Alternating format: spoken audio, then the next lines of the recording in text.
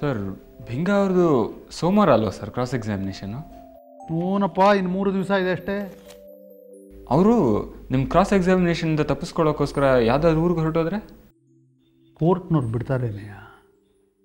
ಖಂಡಿತ ಬಿಡಲ್ಲ, arrest warrant ಕಳಿಸ್ತಾರೆ. ಸಾಧ್ಯವಾದಷ್ಟು ಡಾಕ್ಯುಮೆಂಟ್ಸ್ ಇದೆ ನೋಡು. ನೀನು ಕೋರ್ಟಲ್ಲಿ ಸರಿಯಾಗಿ ಡಾಕ್ಯುಮೆಂಟ್ಸ್ನ ನಾನಲ್ಲಿ ನಂಬರ್ ಮಾಡಿಟ್ಟಿದ್ದೀನಿ, ಅದರ ಪ್ರಕಾರ ಜೋಡಿಸಿಟ್ಕೋಬೇಕು. ಕೋರ್ಟಲ್ಲಿ ಕೇಳಿದ ತಕ್ಷಣ ಕೊಡಬೇಕು.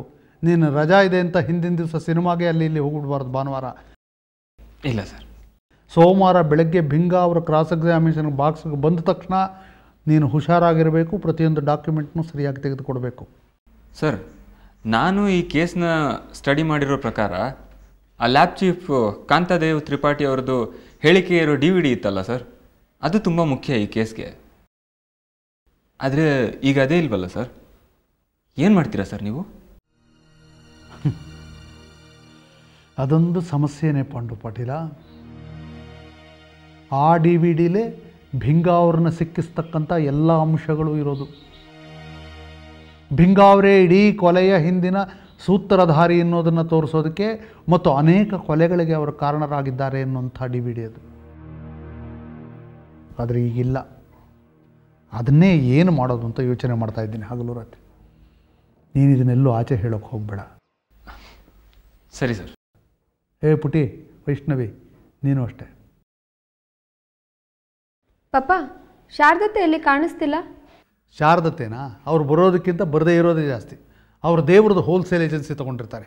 ದಿವಸ ಒಂದೊಂದು ದೇವಸ್ಥಾನ, ಒಂದೊಂದು ಮಠ ಹೀಗೆ ಓಡಾಡ್ತಾ ಇರ್ತಾರೆ. ಅವ್ರು ಇಲ್ಲಿಗೆ ಬರೋದು ಸಂಬಳ ಇನ್ನೇನು ಬರುತ್ತಲ್ಲ ಆವಾಗ. ಈಗ ಸಂಬಳ ಬರುತ್ತಲ್ಲ, ಬರ್ತಾರೆ ಚೆಕ್ ಕೊಡಿ ಅಂತ. ಆವತ್ತೊಂದು ದಿವಸ ನೀನು ಬಂದಾಗ ಅವರಿದ್ರಲ್ಲ, ಅದೇ ದೊಡ್ಡ ಅದ್ಭುತ. ನಾನು ಅವ್ರನ್ನ ಆವತ್ತೇ ನೋಡಿದ್ದು, ಮತ್ತೆ ನೋಡಿಲ್ಲ. ಸರಿ, ನೀನು ಯಾಕೆ 4 ದಿವಸ ನಾನು ನೋಡೋಕೆ ಬಂದಿಲ್ಲ? ಹೇಳಿದ್ರಲ್ಲ ನೀನು ಆವತ್ತೇ ಬರ್ತೀನಿ ಅಂತ. ಏನಿಲ್ಲ ಪಾಪ, ಅದು ಹಾಸ್ಪಿಟ್ಲಲ್ಲಿ ಸಣ್ಣ ಪ್ರಾಬ್ಲಮ್ ಆಗಿತ್ತು. ಪ್ರಾಬ್ಲಮ್ಮಾ? ಏನು ಪ್ರಾಬ್ಲಮ್ ಪುಟಿ? ಗಾಬರಿ ಪಡೋವಂಥದ್ದು ಏನಿಲ್ಲ ಪಾಪ. ಮೊನ್ನೆ ನಮ್ಮ ಹಾಸ್ಪಿಟಲ್ಗೆ retired IAS officer Mohan Das ಅಂತ ಅಡ್ಮಿಟ್ ಆಗಿದ್ರು ಅಂತ ಹೇಳಿದ್ನಲ್ಲ, ಅವರು ವೀಸಿಂಗ್ ಅಂತ ನಮ್ಮ ಹಾಸ್ಪಿಟಲ್ಗೆ ಅಡ್ಮಿಟ್ ಆಗಿದ್ರು. ಅವರಿಗೆ ಸಣ್ಣ ಹಾರ್ಟ್ ಪ್ರಾಬ್ಲಮ್ಮು ಇತ್ತು. ಅವರನ್ನು ನಾನೇ ಟ್ರೀಟ್ ಮಾಡ್ತಿದ್ದೆ. ಅವತ್ತು ನಾನು ನಿಮ್ಮ ಆಫೀಸಿಗೆ ಬಂದಾಗ ನರ್ಸ್ ಸುಜಾತ ನನಗೆ ಫೋನ್ ಮಾಡಿದರು. ಅವ್ರಿಗೆ ವೀಸಿಂಗ್ ಜಾಸ್ತಿ ಆಗಿದೆ ಅಂತ ಹೇಳಿದ್ರು. ಅದಕ್ಕೆ ನಾನು ಅವ್ರಿಗೆ ಎಫ್ಕಾರ್ಲಿನ್ IV ಇಂಜೆಕ್ಷನ್ ಕೊಡಿ ಅಂತ ಹೇಳಿದೆ. ಆದರೆ ಅವರು ಐನಾಕ್ ಇಂಜೆಕ್ಷನ್ ಕೊಟ್ಟಿದ್ದಾರೆ. ಹಾರ್ಟ್ ಪ್ರಾಬ್ಲಮ್ ಇರೋರಿಗೆ ಐನಾಕ್ ಇಂಜೆಕ್ಷನ್ ಕೊಡಬಾರ್ದು ಪಾಪ. ಹಾರ್ಟ್ ಪ್ರಾಬ್ಲಮ್ಮು ಜಾಸ್ತಿ ಆಗುತ್ತೆ. ಐನಾಕ್ ಇಂಜೆಕ್ಷನ್ ಕೊಟ್ಟ ತಕ್ಷಣ ಅವರಿಗೆ ಮೈಲ್ಡಾಗಿ ಹಾರ್ಟ್ ಅಟ್ಯಾಕೇ ಆಗೋಯ್ತು. ಹಾರ್ಟ್ ಪ್ರಾಬ್ಲಮ್ ಇದ್ದರೆ ಐನಾಕ್ ಇಂಜೆಕ್ಷನ್ ಕೊಟ್ಟರೆ ಏನಾಗುತ್ತೆ? ಕೆಲವು ಸಾರಿ ಹಾರ್ಟ್ ಪ್ರಾಬ್ಲಮ್ ಇರೋರಿಗೆ ಐನಾಕ್ ಇಂಜೆಕ್ಷನ್ ಕೊಟ್ಟರೆ ಅವ್ರು ಹೋಗೇ ಬಿಡ್ತಾರೆ. ಹೋಗ್ಬಿಡ್ತಾರ? ಸದ್ಯ ಇದು ಮೈಲ್ಡಾಗಿ ಹಾರ್ಟ್ ಅಟ್ಯಾಕಲ್ಲೇ ಮುಗೀತು. ಹೌದಾ ಮೇಡಮ್? ಈ ಐನಾಕ್ ಇಂಜೆಕ್ಷನ್ ಕೊಟ್ಟರೆ ಪೂರ್ತಿ ಹೋಗೇ ಬಿಡ್ತಾರಾ? ಇಲ್ಲಪ್ಪ, ಪೂರ್ತಿ ಹೋಗೋದಿಲ್ಲ. ಅರ್ಧ ಮಾತ್ರ ಸತ್ತು ಹೋಗಿ ಅರ್ಧ ದಾರಿ ಸ್ವರ್ಗದ ತನಕ ಹೋಗ್ತಾರೆ. ಇನ್ನರ್ಧನ ಸ್ವರ್ಗದವರು ಹಗ್ಗ ಹಾಕಿ ಎಳ್ಕೊಳ್ತಾರೆ ಇವ್ರ ಮೇಲಕ್ಕೆ. ಹೇಳಯ್ಯ, ಯಾರಾದರೂ ಅರ್ಧ ಸಾಯ್ತಾರೇನೆಯ? ಸುಮ್ಮನೆ ಸ್ವಲ್ಪ. ಆಮೇಲೆ ಏನಾಯ್ತು ಪುಟಿ? ಆಮೇಲೆ ನಮ್ಮ ಸೀನಿಯರ್ ಡಾಕ್ಟ್ರ್ ಬಂದು ಅವ್ರಿಗೆ ಟ್ರೀಟ್ ಮಾಡಿದ್ರಂತೆ. ಒಂದು ಮೈಲ್ಡ್ ಹಾರ್ಟ್ ಅಟ್ಯಾಕ್ ಆಗಿತ್ತಂತೆ. ಈಗ ಅದು ಸರಿ ಹೋಯಿತು. ಆದರೆ ಆ ನರ್ಸು ನಾನೇ ಐನಾಕ್ ಇಂಜೆಕ್ಷನ್ ಕೊಡೋಕ್ಕೆ ಹೇಳಿದ್ದೀನಿ ಅಂತ ನನ್ನ ಸೀನಿಯರ್ ಡಾಕ್ಟ್ರು ಪದ್ಮನಾಭ ಅವ್ರಿಗೆ ಹೇಳಿಬಿಟ್ಟಿದ್ದಾರೆ. ಅದಕ್ಕೊಂದು ಎನ್ಕ್ವೈರಿನೇ ನಡೀತು ಪಾಪ. ಅದರಲ್ಲಿ ಆ ಮುನಿಯಪ್ಪನವರು, ಭುವನ್ ದಾಸು, ಪದ್ಮನಾಭು ಎಲ್ಲ ಡಾಕ್ಟರ್ಸು ಇದ್ದರು. ನನ್ನ ಮೇಲೆ ಮೆಡಿಕಲ್ ನೆಗ್ಲಿಜೆನ್ಸ್ ಅಂತ ಕಂಪ್ಲೇಂಟ್ ಕೊಡೋವರೆಗೂ ಹೋಗಿತ್ತು ಸದ್ಯ. ಆಮೇಲೆ ಆ ಮೋಹನ್ ದಾಸ್ ಅವರ ಅಣ್ಣನ ಮಕ್ಕಳು ಕಂಪ್ಲೇಂಟ್ ಕೊಡೋದು ಬೇಡ ಅಂತ ಹೇಳಿದ್ರು. ನಾನು ಯಾವುದೇ ತಪ್ಪು ಮಾಡದೇ ಇದ್ದರೂ ತಪ್ಪು ಮಾಡಿದ್ದೀನಿ ಅನ್ನೋ ಥರ ಅವ್ರ ಎದುರುಗಡೆ ನಿಲ್ಲೋ ಹಾಗಾಯಿತು. ಆ ಟೆನ್ಷನಲ್ಲೇ ಈ 4 ದಿವಸ ಈ ಕಡೆ ಬರದೇ ಇರೋ ಹಾಗಾಯಿತು. ಹರೀಶೂರ್, ನೀನು ಎಫ್ಕಾರ್ಲಿನ್ IV ಇಂಜೆಕ್ಷನ್ನೇ ಕೊಡಬೇಕು ಅಂತ ಅವ್ರಿಗೆ ಹೇಳಿದ್ದು ನಿಜಾನಾ? ಅಫ್ಕೋರ್ಸ್ ಪಾಪ. ಅವತ್ತು ನಿಮ್ಮ ಎದುರಿಗೆ ಫೋನ್ ಬಂದಿರಲಿಲ್ವಾ? ನಾನು ನಿಮ್ಮ ಎದುರಿಗೆ ಹೇಳಿದೆ ಎಫ್ಕಾರ್ಲಿನ್ IV ಇಂಜೆಕ್ಷನ್ ಕೊಡಿ ಅಂತ. ಪಾಪ, ನಾನು ಇಂಟರ್ನಲ್ ಮೆಡಿಸಿನಲ್ಲಿ MD ಮಾಡಿರೋಳು. ನನಗೆ ಗೊತ್ತಿರಲ್ವಾ ವೀಸಿಂಗ್ ಪ್ರಾಬ್ಲಮ್ಮು ಹಾರ್ಟ್ ಪ್ರಾಬ್ಲಮ್ ಇರೋರಿಗೆ ಐನಾಕ್ ಇಂಜೆಕ್ಷನ್ ಕೊಡಬಾರ್ದು ಅಂತ. ನೋಡು, ಮೈಲ್ಡಾಗಿ ಅಟ್ಯಾಕ್ ಆಗಿದ್ದಕ್ಕೆ ಸರಿ ಹೋಯಿತು. ಆತ ಸತ್ತೇ ಹೋಗಿದ್ದಿದ್ರೆ ಇವರೆಲ್ಲ ದುಷ್ಟರಮ್ಮ ಎಲ್ಲ ಸೇರಿಕೊಂಡು ನಿನ್ನ ವಿಕ್ಟಿಮೈಸ್ ಮಾಡಿಬಿಡ್ತಾಯಿದ್ರು. ಅಪ್ಪ ದೇವರು, ನನಗೆ ದೇವರಲ್ಲಿ ಎಷ್ಟೋ ಸಾರಿ ನಂಬಿಕೆ ಇರಲ್ಲ, ಆದರೆ ದೇವರು ದೊಡ್ಡವನು ಅಂತ ಇಂಥ ಸಂದರ್ಭದಲ್ಲಿ ಹೃದಯಕ್ಕೆ ಅನಿಸುತ್ತೆ. ಅದಕ್ಕೆ ನೀನು ಆ ಪಿಂಕ್ ಬ್ರೀಸ್ ಹಾಸ್ಪಿಟಲ್ ಸೇರಿದ ನನಗೆ ಇಷ್ಟನೇ ಆಗಲಿಲ್ಲ. ನಿಮ್ಮಮ್ಮ ಆ ಮುನಿಯಪ್ಪನವ್ರನ್ನ ರಿಕ್ವೆಸ್ಟ್ ಮಾಡ್ಕೊಂಡು ನಿನ್ನಲ್ಲಿ ಸೇರಿಸಿದ್ರು. ಯಾವುದಾದ್ರೂ ಗೌರ್ಮೆಂಟ್ ಆಸ್ಪತ್ರೆಗೆ ಸೇರಿಸಿದ್ರೆ ಈ ಥರದ್ದೆಲ್ಲ ಪ್ರೆಷರ್ಸ್ ಬರ್ತಾಯಿದ್ದ? ಪಪ್ಪ, ಇಂಥ ಪ್ರಾಬ್ಲಮ್ ಎಲ್ಲ ಕಾಮನ್ನು. ಗೌರ್ಮೆಂಟ್ ಹಾಸ್ಪಿಟಲ್ ಆದ್ರೇನು, ಮಲ್ಟಿ ಸ್ಪೆಷಾಲಿಟಿ ಹಾಸ್ಪಿಟಲ್ ಆದ್ರೇನು. ನಮಸ್ಕಾರ CSP ಸಾಹೇಬ್ರಿಗೆ. ಓಹೋ, ನಮಸ್ಕಾರ ಮುನಿಯಪ್ಪನವರೇ, ನಮಸ್ಕಾರ. ಒಳಗೆ ಬರ್ಬೋದಾ ಸ್ವಾಮಿ? ಅರೇ ಬನ್ನಿ, ಇಲ್ಲಿ ತನಕ ಬಂದು ಒಳಗೆ ಬರ್ಬೋದಾ ಅಂತಾರೆ. ಈ ಕಡೆ ಪಪ್ಪ ಪುಟ. ಹಾಂ, ಹುಷಾರು ಮುನಿಯಪ್ಪನವರೇ, ನಮ್ಮ ಆಫೀಸ್ ಕುರ್ಚಿಗಳೆಲ್ಲ ಸ್ವಲ್ಪ ಕುಂಟುತ್ತೆ. CSP ಸರ್, ಏನು ಚೇರುಗಳೆಲ್ಲ ಕುಂಟ್ತಾ ಇದೆ. ನಾನು ನಮ್ಮ ಶಿಷ್ಯ ಇದ್ದಾನೆ, ಒಳ್ಳೆ ಚೇರುಗಳು ಮಾಡ್ತಾನೆ, ಒಂದು 10 ಕಳಿಸ್ಲಾ? ಅಯ್ಯೋ, 100 ಚೇರ್ ತರಿಸ್ಬಿಡಿ. ಎಲ್ಲ ಈ ಬೀದಿಲಿದ್ದಾರಲ್ಲ, ಎಲ್ಲ ರೆಸ್ಟ್ ತೊಗೊಳೋಕೆಲ್ಲ ಬಂದು ಫುಲ್ ಟೈಮ್ ಕಾಲ ಕಳೀತಾರೆ. ಈಗ ಕ್ಲೈಂಟ್ಸ್ ಬಂದು ಎಷ್ಟೆಷ್ಟೊತ್ತಾದರೂ ಕೂತಿರ್ತಾರೆ. ಅದೇ ಬೇಡ, ನನಗೆ ಈ ಕುಂಟು ಕುರ್ಚಿನೇ ಇರಲಿ ಬಿಡಿ. ಒಳ್ಳೆ ಸ್ವಾಮಿಗಳು. CSP ಸರ್, ಇವನ ಹೆಸರು ಮಹೇಶ್ ದಾಸ್ ಅಂತ. ನಮಸ್ಕಾರ ಸರ್. ನಮಸ್ಕಾರ. ಇವರು ಚಿಕ್ಕಪ್ಪ IAS ಆಗಿ ರಿಟೈರ್ಡ್ ಆದರು, ಮೋಹನ್ ದಾಸ್ ಅಂತೇಳಿ. ಏನು ಸ್ವಾಮಿ, ಒಂದು AC ಹಾಕ್ಸಿಲ್ವಾ? ತುಂಬ ಸೆಕೆ ಇದೆ, ಒಂದು AC ಹಾಕ್ಸ್ಬಿಡ್ಲಾ? ಮುನಿಯಪ್ಪನವರೇ, ತಾವು ಪಾರ್ಟಿ ಅಧ್ಯಕ್ಷರೋ ಅಥವಾ AC ಕಂಪನಿ ಮಾರ್ಕೆಟಿಂಗ್ ಸೇಲ್ಸ್ಮನ್ನ? ಮಾರ್ಕೆಟಿಂಗ್ ಮಾಡೋಕ್ಕೆ ಬಂದಿದ್ದೀರಾ ಮುನಿಯಪ್ಪನವರೇ? ಹಾಂ, ಇಲ್ಲ ಸ್ವಾಮಿ. ಮುನಿಯಪ್ಪನವರೇ ನೋಡಿ, ನೀವು ನಿಮ್ಮ ಪಾರ್ಟಿ ಅಧ್ಯಕ್ಷರು, ಜೊತೆಗೆ ಮಂತ್ರಿಗಳು. ನಾನು ದುಡ್ಡಿಲ್ಲದೆ ಇದ್ದರೂ ಕೈಯಲ್ಲಿ ತುಂಬ ಕೆಲಸ ಇರುವಂಥ ಬ್ಯುಸಿ ಲಾಯರು. ನೀವು ಮಂತ್ರಿಯಾಗಿ ನಿಮಗೂ ಕೆಲಸ ಇರುತ್ತೆ, ಲಾಯರ್ ಆಗಿ ನನಗೂ ಕೆಲಸ ಇರುತ್ತೆ. ಹರಟೆ ಹೊಡೆಯೋಕೆ ಇಬ್ಬರಿಗೂ ಟೈಮ್ ಇರೋದಿಲ್ಲ. AC ಹಾಕಿಸಿ, ಕುರ್ಚಿ ಹಾಕಿಸಿ ಅಂತ ಹರಟೆ ಹೊಡಿತಾ ಕೂತಿದ್ದೀರಲ್ಲ, ನನಗಿದು ಸರಿ ಹೋಗಲ್ಲ. ತಾವು ದೊಡ್ಡವರಲ್ಲದೆ ಇದ್ದರೆ ತುಂಬ ರೇಗಿ ಬಿಡ್ತಾ ಇದ್ದೆ ನಾನು. ದಯವಿಟ್ಟು ತಾವು ಏನು ಬಂದ ವಿಚಾರ ದಯವಿಟ್ಟು ಹೇಳಿದ್ರೆ ಉಪಕಾರ ಆಗುತ್ತೆ. ಕ್ಷಮಿಸಿ ಈ ಥರ ಮಾತಾಡೋದಕ್ಕೆ. ಹೇಳಿ, ಏನು ಬಂದಿತ್ತು? ಆಯ್ತು ಸ್ವಾಮಿ, ನಾನು ನಿಮ್ಮ ಹತ್ರ ಮಾತಾಡೋಕ್ಕೆ ಬಂದಿರೋದು ತುಂಬ ಸೂಕ್ಷ್ಮವಾದ ವಿಚಾರ. ಆ ವಿಚಾರ ಈ ಮೇಡಮ್ ಅವ್ರದ್ದೇ. ಆದರೆ ಈ ಮೇಡಮ್ ಅವರು ಇಲ್ಲೇ ಇದ್ದಾರೆ. ಮೇಡಮ್ ಅವರೇ, ದಯವಿಟ್ಟು 10 ನಿಮಿಷ ಆಚೆ ಇರಿ. ಹೋಗ್ಬಿಟ್ಟ, ಕಾರಲ್ಲಿ ಕೂತ್ಕೊಂಡ್ರು.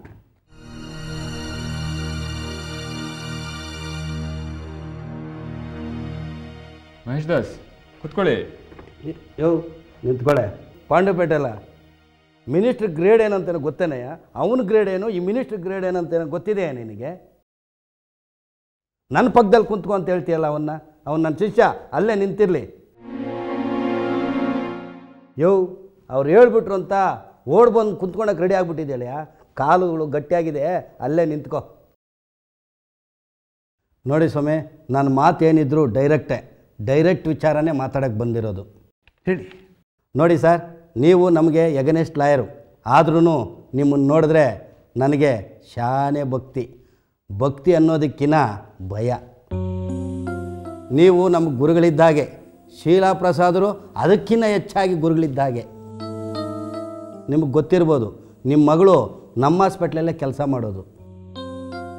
4 ದಿವಸಗಳ ಹಿಂದೆ ನಿಮ್ಮ ಮಗಳು ಏನು ಮಾಡಿದ್ದಾರೆ ಗೊತ್ತಾ? ಒಬ್ಬ ಪೇಷಂಟ್ಗೆ ತಪ್ಪು ಇಂಜೆಕ್ಷನ್ ಕೊಟ್ಬಿಟ್ಟಿದ್ದಾರೆ. ಆ ಇಂಜೆಕ್ಷನ್ ಹೆಸರು ನನಗೆ ಹೇಳೋಕ್ಕೆ ಬರೋದಿಲ್ಲ. ಆ ಪೇಷಂಟ್ಗೆ ಯಾವುದೋ ಇಂಜೆಕ್ಷನ್ ಕೊಡೋಕ್ಕೆ ಹೋಗಿ ಯಾವುದೋ ಇಂಜೆಕ್ಷನ್ ಕೊಟ್ಟು ಹೆಚ್ಚು ಕಮ್ಮಿ ಮಾಡಿದ್ದಾರೆ ಸರ್. ಪೇಷಂಟ್ ಪರಿಸ್ಥಿತಿ ಶಾನೆ ರಿಸ್ಕ್ ಆಗಿಬಿಟ್ಟಿತ್ತು ಸರ್. ಇನ್ನೇನು ಗೋವಿಂದ ಅನ್ನೋಷ್ಟರೊಳಗೆ ನಮ್ಮ ದೊಡ್ಡ ಡಾಕ್ಟ್ರು ಬಂದು ಪೇಷಂಟ್ ಬದುಕಿಸ್ಬಿಟ್ರು ಸರ್. ಈಗ ಅದು ದೊಡ್ಡ ಪ್ರಾಬ್ಲಮ್ ಬಂದು ಕುಂತಿದೆ. ಗೊತ್ತಿದೆ ಮುನಿಯಪ್ಪನವರೇ, ವೈಷ್ಣವಿ ನನಗೆಲ್ಲ ಹೇಳಿದ್ದಾಳೆ. ಅಲ್ಲಿ ನಡೆದಿದ್ದೆಲ್ಲ ಗೊತ್ತಿದೆ. ವೈಷ್ಣವಿ ಯಾವ ಇಂಜೆಕ್ಷನ್ ಹೇಳಿದ್ರು, ಅಲ್ಲವ್ರು ಏನು ಇಂಜೆಕ್ಷನ್ ಕೊಟ್ಟರು, ಯಾತಕ್ಕೋಸ್ಕರ ಅವ್ರಿಗೆ ಮೈಲ್ಡಾಗಿ ಹಾರ್ಟ್ ಅಟ್ಯಾಕ್ ಆಯಿತು, ಎಲ್ಲ ವಿಚಾರ ನನಗೆ ಗೊತ್ತಿದೆ. ಅದು ಬಿಡಿ, ಅದರ ಬಗ್ಗೆ ನಿಮ್ಮ ಆಸ್ಪತ್ರೆಯಲ್ಲಿ ಒಂದು ಎನ್ಕ್ವೈರಿ ಥರ ಮೀಟಿಂಗು ಆಯ್ತಂತೆ. ತಾವು ಇದ್ದರಂತೆ, ತಮ್ಮ MD ಆ ದೊಡ್ಡ ಡಾಕ್ಟ್ರು ಅವರು ಇದ್ದರಂತೆ, ಎಲ್ಲರೂ ಇದ್ದರಂತೆ. ಆವತ್ತು ಇವ್ರ ಬ್ರದರ್ ಇಬ್ಬರೂ ಆಗಿದ್ದಾಗೋಯ್ತು, ಇದನ್ನ ಇಲ್ಲಿಗೆ ಬಿಟ್ಬಿಡೋಣ ಅಂತಂದ್ರಂತಲ್ಲ. ಈಗೇನು ಮತ್ತೆ ಪ್ರಾಬ್ಲಮ್ ಅಂತಿದ್ದೀರಿ? ಈಗ ಅದೇ ಸರ್ ಪ್ರಾಬ್ಲಮ್ಮು. ಇವರಿಬ್ಬರು ಅಣ್ಣ ತಮ್ಮಂದ್ರೆ ಅವತ್ತು ಬಂದು ಕಂಪ್ಲೇಂಟ್ ಬೇಡ ಅಂದರು. ಇವತ್ತು ರಿವರ್ಸ್ ಗೇರ್ ಹಾಕ್ಕೊಂಡು ನನ್ನ ಜೊತೆಯಲ್ಲಿ ಕರ್ಕೊಂಬಂದಿದ್ದಾರೆ ನಿಮ್ಮ ಹತ್ರ ಹೇಳೋಕ್ಕೆ. ದೊಡ್ಡ ಮನುಷ್ಯ ಬೊಗಳೆಯಲ್ಲ ಏನು ಅಂತ. ಹೌದು ಸರ್, ವೈಷ್ಣವಿಯವ್ರ ವಿರುದ್ಧ ಒಂದು ನೆಗ್ಲಿಜೆನ್ಸಿ ಕೇಸ್ನ ಬುಕ್ ಮಾಡಬೇಕು ಅಂತಿದ್ದೀವಿ. ನಮ್ಮ ಚಿಕ್ಕಪ್ಪ ಅವರು ಹಾಸ್ಪಿಟ್ಲಿಗೆ ತಗೊಬಂದು ಸೇರಿಸಿದಾಗ ಬರೀ ವೀಸಿಂಗ್ ಪ್ರಾಬ್ಲಮ್ ಮಾತ್ರ ಇತ್ತು ಸರ್. ಆದರೆ ವೈಷ್ಣವಿ ಮೇಡಮ್ ಅವರು ತಪ್ಪು ಇಂಜೆಕ್ಷನ್ ಕೊಟ್ಬಿಡೋದ್ರಿಂದ ಅವ್ರಿಗೆ ಹಾರ್ಟ್ ಅಟ್ಯಾಕ್ ಆಗ್ಬಿಟ್ಟಿದೆ ಸರ್.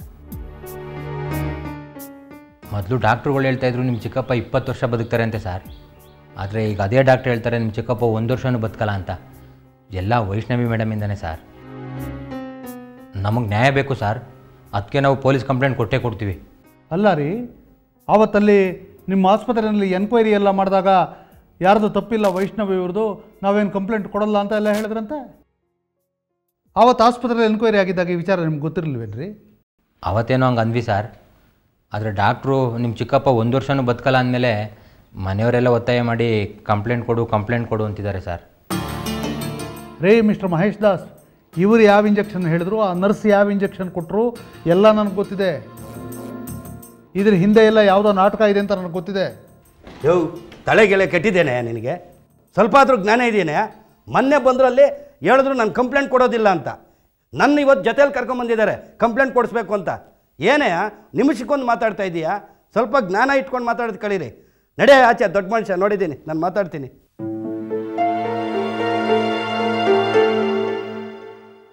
ಸರ್, CSP ಸಾಹೇಬ್ರೆ, ಈಗ ತಾನೇ ನಿಮ್ಮ ಮಗಳು ಡಾಕ್ಟ್ರ್ ಮುಗಿಸ್ಕೊಂಡು ಬಂದು ಅಪಾಯಿಂಟ್ಮೆಂಟ್ ಸೇರಿದ್ದಾರೆ. ಇಂಥದ್ರೊಳಗೇನೆ ಇವರೇನೋ ಕೇಸ್ ಬುಕ್ ಮಾಡಿದ್ರೆ ನಿಮ್ಮ ಮಗಳಿಗೆ ತೊಂದರೆ ಆಗೋದಿಲ್ವಾ? ಅಲ್ಲ ಸರ್, ನಿಮ್ಮ ಮಗಳು ಪೇಷಂಟ್ಗೆ ತಪ್ಪು ಇಂಜೆಕ್ಷನ್ ಕೊಟ್ಟಿದ್ದಾರೆ ಅಂತೇಳಿ ಪ್ರಚಾರ ಆದರೆ ಇವ್ರಿಗೆ ಬೇರೆ ಕಡೆ ಎಲ್ಲಿ ಕೆಲಸ ಕೊಡ್ತಾರೆ ಸರ್? ಅಕಸ್ಮಾತ್ ಇವ್ರು ಹೇಳೋದು ಪ್ರೂವ್ ಆಗಿಬಿಟ್ರೆ ನಿಮ್ಮ ಮಗಳಿಗೆ ಜೈಲು ಆಗ್ಬೋದಲ್ಲ ಸರ್? ನೋಡಿ ಸರ್, ಇವರಪ್ಪ ಇವ್ರ ಚಿಕ್ಕಪ್ಪ ನನಗೆ ತುಂಬ ಬೇಕಾದರು, ನಾನು ಹೇಳ್ದಂಗೆ ಕೇಳ್ತಾರೆ. ಆದರೆ ತಾವು ನಮ್ಮ ಜೊತೆ ಕೋಆಪ್ರೇಟಿವ್ ಮಾಡಿದ್ರೆ ಇವರು ನಿಮ್ಮ ಮಗಳ ಮೇಲೆ ಕೇಸ್ ಆಗ್ದಂಗೆ ನಾನು ನೋಡ್ಕೊತೀನಿ. ಮುನಿಯಪ್ಪನವರೇ, ತಾವು ಮಂತ್ರಿಗಳಾಗಿರೋರು, ಒಂದು ಪಾರ್ಟಿ ಅಧ್ಯಕ್ಷರು, ಯಾಕೆ ಈ ಥರ ಮಾತಾಡ್ತಾ ಇದ್ದೀರಿ? ತಮಗೆ ಆಡಳಿತ ಗೊತ್ತು, ಕಾನೂನು ಗೊತ್ತು. ಅಲ್ಲ ಮುನಿಯಪ್ಪನವರೇ, ವೈಷ್ಣವಿ ಏನು ತಪ್ಪು ಮಾಡಿದ್ದಾಳೆ?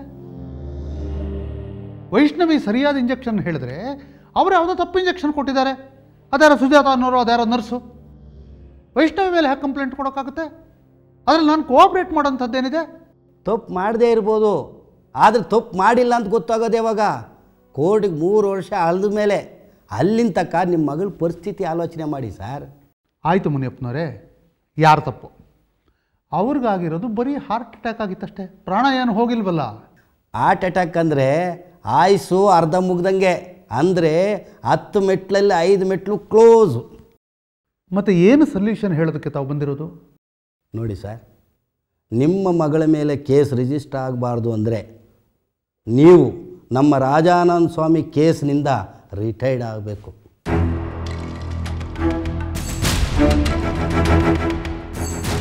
ಏನು? ನನ್ನ ಮಗಳ ಮೇಲೆ ಕೇಸ್ ಬುಕ್ ಆಗಬಾರ್ದು ಅಂದರೆ ನಾನು ಲಾಯರಾಗಿ ರಿಟೈರ್ ಆಗಬೇಕಾ ರಾಜಾನಂದ ಸ್ವಾಮಿ ಅವ್ರ ಕೊಲೆ ಕೇಸಿಂದ? ಅಷ್ಟೇ ಸರ್ ಸೊಲ್ಯೂಷನ್ನು. ನೀವು ಕೇಸ್ ನಡೆಸಬೇಡಿ, ಬೇರೆಯವ್ರು ನಡೆಸಲಿ, ನಮಗೇನು ಅಭ್ಯಂತರ ಇಲ್ಲ. ಏನು ಮುನಿಯಪ್ಪನವ್ರೆ, ಒಂದಕ್ಕೊಂದು ಸಂಬಂಧ ಇಲ್ಲದೆ ಇರೋ ಹಾಗೆ ಮಾತಾಡ್ತಾ ಇದ್ದೀರಲ್ಲ. ನನ್ನ ಮಗಳ ಮೇಲೆ ಬಂದಿರೋ ಈ ಆರೋಪಕ್ಕೂ ನಾನು ರಾಜಾನಂದ ಸ್ವಾಮಿಯವ್ರ ಕೇಸ್ ನಡೆಸೋದಕ್ಕೂ ಏನು ಸಂಬಂಧ? ನೋಡಿ ಸರ್, ಇರೋ ವಿಚಾರ ಹೇಳ್ತೀನಿ ಕೇಳಿ. ಇವರಪ್ಪ ಚಿಕ್ಕಪ್ಪ ನನ್ನ ಶಿಷ್ಯರು ಅಂತ ಹೇಳಿದೆ. ನನ್ನ ಶಿಷ್ಯರಲ್ಲ, ಬಿಂಗಾ ಸಾಹೇಬ್ರ ಶಿಷ್ಯರು ಇವರು. ನಮ್ಮ ಬಿಂಗಾ ಸಾಹೇಬ್ರಿಗೆ ಕ್ರಾಸ್ ಎಕ್ಸಾಮ್ ಕೇಳೋದಕ್ಕೆ ಏನೇನೋ ಪಾಯಿಂಟ್ಗಳು ಗುಡ್ ಹಾಕ್ಕೊಂಡಿದ್ದೀರಂತೆ. ಅದು ನಮ್ಮ ಬಿಂಗಾ ಸಾಹೇಬ್ರಿಗೆ ಗೊತ್ತಾಗ್ಬಿಟ್ಟು ಟೆನ್ಷನ್ ಆಗಿಬಿಟ್ಟಿದ್ದಾರೆ. ಬಿಂಗಾ ಸಾಹೇಬರು ಟೆನ್ಷನ್ ಆದಮೇಲೆ ಅವ್ರ ಶಿಷ್ಯರಿಗೆ ಟೆನ್ಷನ್ ಆಗೋದಿಲ್ವ ಸರ್?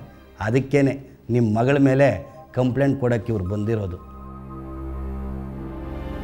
ಬಿಂಗಾ ಸಾಹೇಬ್ರ ಟೆನ್ಷನ್ ಕಡಿಮೆ ಆಗಬೇಕು ಅಂದರೆ ನೀವು ರಾಜಾನಂದ ಸ್ವಾಮಿ ಕೇಸಿಂದ ರಿಟೈರ್ಡ್ ಆಗಬೇಕು. ಆಗ ನಿಮ್ಮ ಮಗಳು ಬಚಾವಾಗ್ತಾರೆ. ನೋಡಿ ಸರ್, ಬಿಂಗಾ ಸಾಹೇಬ್ರ ಕೇಸು ಸೋಮವಾರ ಎವಿಡೆನ್ಸ್ ಬರ್ತಾಯಿದೆ. ಇವತ್ತು ಶುಕ್ರವಾರ, ನಾಳೆ ತನಕ ತಮಗೆ ಟೈಮ್ ಕೊಡ್ತೀನಿ, ಯೋಚನೆ ಮಾಡಿ. ನೀವು ರಿಟೈರ್ಡ್ ಆಗಲಿಲ್ಲ ಅಂದರೆ ನಿಮ್ಮ ಮಗಳ ಮೇಲೆ ಕಂಪ್ಲೇಂಟ್ ಕೊಡ್ತಾರೆ, ತಪ್ಪು ಇಂಜೆಕ್ಷನ್ ಕೊಟ್ಟು ಹಾರ್ಟ್ ಅಟ್ಯಾಕ್ ಆಯಿತು ಅಂತ. ನೀವು ರಿಟೈರ್ಡ್ ಆಗ್ತೀವಿ ಅಂತೇಳಿ ನಾವೆಲ್ಲರೂ ಬಚಾವಾಗಿಬಿಡ್ತೀವಿ, ಸಂತೋಷವಾಗಿರ್ತೀವಿ.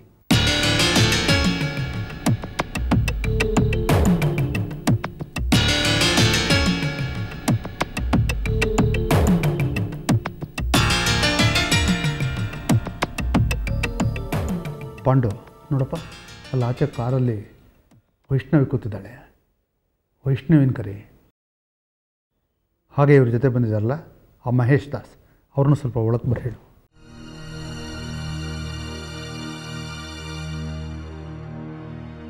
ಅಲ್ಲ ಸರ್, ಸಣ್ಣ ಪುಟ್ಟ ಜನಗಳ ಮೇಲೆ ಕೇಸ್ ಬಂದರೆ ಏನಾಗೋದಿಲ್ಲ ಸರ್. ನಿಮ್ಮಂಥ ಮರ್ಯಾದಸ್ಥರ ಮಗಳ ಮೇಲೆ ಕೇಸ್ ಬಂದರೆ ಏನಾಗುತ್ತೇಳಿ? ಬೆಳಗ್ಗೆ ಎಲ್ಲ ಪೇಪರ್ಗಳಲ್ಲಿ ಬಂದುಬಿಡುತ್ತೆ. ನಿಮ್ಮ ಮರ್ಯಾದೆ ಹಾಳಾಗೋದಿಲ್ವಾ? ನಿಮಗೆ ಮುಂದೆ ಕೇಸ್ಗಳು ಬರ್ತಾವ? ಸ್ವಲ್ಪ ಆಲೋಚನೆ ಮಾಡಿ.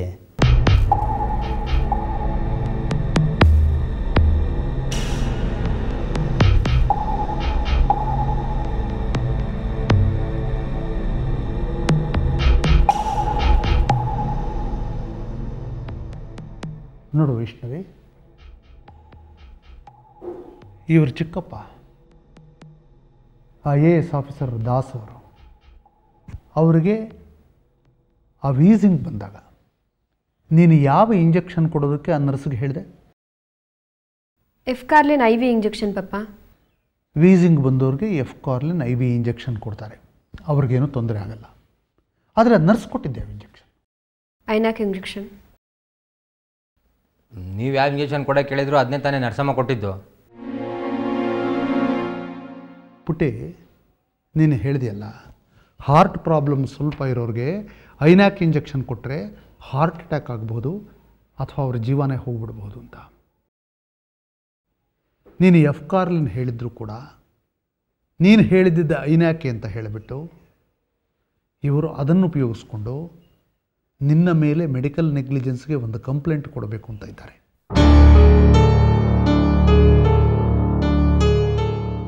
ಅವತ್ತು ಕೊಡಲ್ಲ ಅಂತ ಹೇಳಿದರು ಪಪ್ಪ.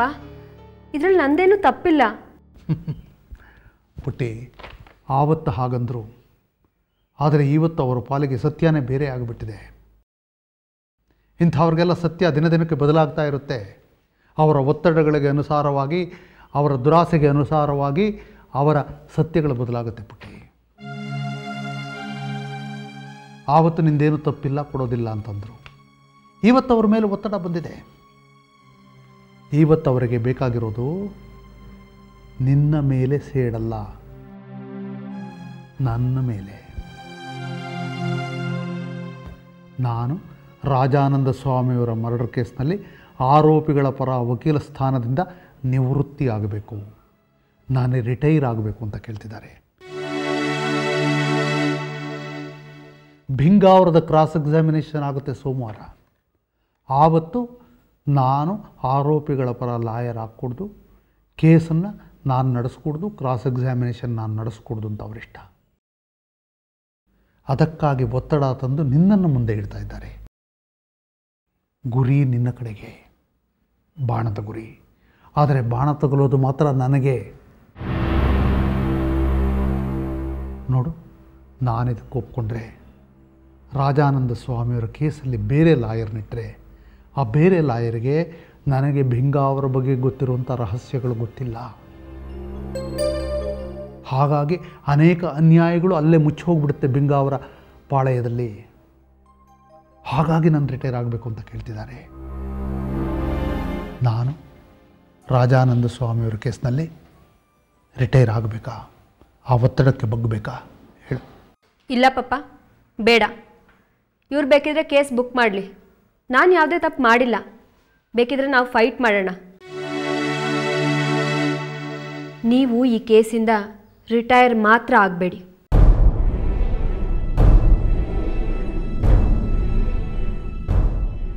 Thank you Vaishnavi, thank you.